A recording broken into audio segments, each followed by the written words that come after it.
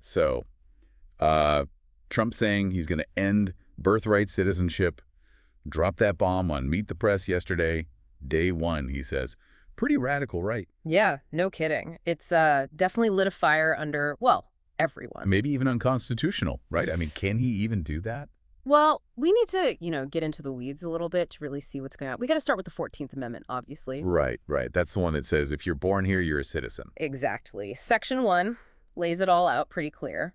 All persons born or naturalized in the United States and subject to the jurisdiction thereof are citizens. Okay. And it's that last bit, subject to the jurisdiction thereof. Yeah. That's where all the fighting is, I see. Because Trump is saying that undocumented immigrants aren't like under U.S. jurisdiction, so their kids wouldn't be citizens? Right. Is that even like a real legal argument? Well, it's definitely, how do I put this? It's a point of disagreement, let's say. We've got this article here from Georgetown Law, and they argue that the 14th Amendment was always meant to include everybody. They even, cite the congressional debates from back then. Interesting. So you've got one side saying it was always meant to be this big inclusive thing. Yeah. And then you have Trump saying, no, not for the children of undocumented immigrants. Yeah, that's pretty much it. Murky waters. Yeah, definitely murky. And what's, I think, really fascinating is that, this argument, we've had it before. Really? Oh, yeah. I mean, in some of the, biggest controversies in American history,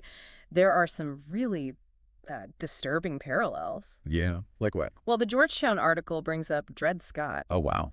1857 Supreme Court says black people can't be citizens. Even if they're born here. Even if they're born free. And the reasoning was? Because they were black. It was totally racist. That's crazy. 1857, you'd think. I don't know. It's mind-boggling. And the article connects it to this debate about birthright citizenship now, Are we going to make the same mistake? Are we going to try to kick people out based on, who their parents are? It's a scary thought, for sure. Sure, it is. And it's not just Dred Scott either. The Chinese Exclusion Act in 1882. Okay, yeah. I remember learning of that. Banned Chinese people from being citizens at all, straight up. And it was all because people were scared of an invasion. Which is crazy because they just wanted a better life, right? Right. And there's this other case, the Dow case. It let non-white crew members testify against this free guy. He was Malay. And, basically it was saying that because they weren't citizens, their word didn't matter as much. Oh. So you see how, all of these cases, they're about taking away citizenship from people of color or not even letting them have it in the first place. Yeah. And the Georgetown Law article talks about how, now we have white nationalist groups pushing for the same thing. Right. They want to get rid of birthright citizenship. And they use, awful language, anchor baby and things like that. Anchor baby, it's dehumanizing, these kids are just tools, not even real people with rights. Right. And they connect that to white replacement theory, that whole idea that there's some plan to, get rid of white people, replace them with immigrants. It's a conspiracy theory. Which is not a real thing, obviously. Well, of course not. But it's powerful. People get scared and they start blaming immigrants for everything. And then, bad things happen. So this is all, tied to Trump and his immigration platform. Oh, yeah. Both his campaigns have been all about restricting immigration, and getting rid of birthright citizenship is, a big part of that. It's definitely something he keeps talking about. He even said on Meet the Press that he's going to end it with an executive order on his first day. Right. He can just snap his fingers and change the Constitution. That's what it sounds like. Most legal experts say he can't. It would take a constitutional amendment. So even if he wins, it's not going to be that easy. No way. It'll be a big legal fight, probably. Absolutely. And, it's not just Trump. Other Republicans are pushing this, too, like Ron DeSantis. It's becoming a Republican thing. So what happens if they do get rid of birthright citizenship? What would that actually look like? What would be the impact? Well, the Georgetown Law article says that millions of people could lose their citizenship. Millions? Yeah, millions. And they would become, a permanent underclass. Permanent underclass. What does that even mean? Imagine a whole group of people who can't vote, can't work legally, can't even get help from the government, and they're constantly afraid of being deported, living in limbo. It would be a huge change. America would be different. And it would be mostly, people of color who would suffer. Yeah, definitely. Like we talked about earlier, we've seen this before. You try to restrict citizenship because of race or where someone comes from, bad things happen. Right. And there's the economic side of it, too. Some people say, oh, all these undocumented immigrants, they're taking our jobs. And draining resources. Yeah. They're taking all the money. But is that even true? I mean, like, look at DACA. Good point. These kids, they were allowed to work, pay taxes, they help the economy, right? Exactly. So it's like the opposite of what those people are saying. Undocumented immigrants, they could actually be good for the economy if you just, let them work. So ending birthright citizenship, it could actually make things worse, like less money for everyone. It's possible. And think about the logistics of it all. Like, how would this even work? Yeah, that's what I was thinking. You're going to go back and change people's citizenship? That's going to be a mess. Lawsuits everywhere. I mean, just figuring out who it applies to would be a nightmare. Total nightmare. And it just feels wrong ethically. Yeah. Like it goes against what America is supposed to be about. Yeah. This idea that anyone born here is a citizen, it's like fundamental to America. And if you start saying, okay, well, your parents weren't citizens, so you're not. I mean, where does it stop? Exactly. What's next? It's a slippery slope, right? Totally. Like, what even is an American then? Is it just about, like, your bloodline?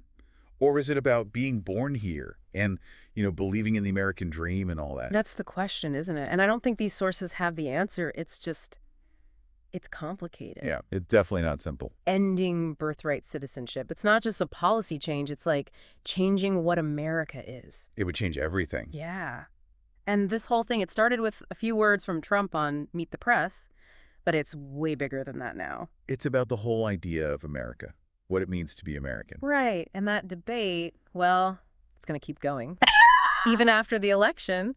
So as you're thinking about all of this, I want you to consider this. What if there was a permanent underclass in America? People who are denied basic rights just because of who their parents are. What happens to the American dream then? It's a tough question. Yeah. But it's one we have to ask ourselves. And this whole birthright citizenship thing, it's got everyone talking about the Constitution again. Article V, right? Oh, yeah. Article V. That's the one about amending the Constitution. It's kind of like the wild card? How so? Well, there are two ways to change the Constitution. The usual way is through Congress. Right. 2/3 of the House and Senate have to agree on a change. Then it goes to the states and they have to approve it too. Okay, that makes sense. So what's the other way? The Article V way. That's where it gets interesting. If 2/3 of the state legislatures want to change something, they can call a convention and Congress has to let them do it. So they can just bypass Congress completely? Pretty much. The convention gets to propose changes, and then, like before, 3/4 of the states have to approve them. I see. So you got these conservative groups, and they're really pushing for an Article V convention right now. Yeah, they are. And the Georgetown Law article said that ending birthright citizenship is, like, top of their list. They think this is their chance to, rewrite the Constitution, make it more conservative, I guess. It's definitely a power move. But the article also said that an Article V convention is like a really risky thing. It's never actually happened before, so no one knows what would really happen. Right. It could be a total mess. It might not even stop at birthright citizenship, Exactly. You open that door, who knows what walks through. Pandora's box. Exactly. So, okay, I'm trying to put all this together in my head. Can Trump actually end birthright citizenship on day one, like he says? Probably not. Will these conservative groups get their Article V convention? Maybe. And if they do, what happens then? What does all this mean for, the millions of people who could lose their citizenship? I don't know. It's a lot to think about, right? It is. But here's the thing. These sources, they don't give us all the answers, but they show us how important this is. This isn't just some legal debate. It's about what America is, what it stands for. Right. It's about real people, real lives. And whether they get to be a part of the American dream? Exactly. That's something we all need to remember. Well, thanks for joining us for this deep dive. It's been intense, to say the least. but we hope it's given you a better understanding of, what's going on with this whole birthright citizenship thing. It's a big deal, and it's important to be informed. Yeah, absolutely. So keep asking questions, keep learning, and keep talking about it. This is something we can't afford to ignore.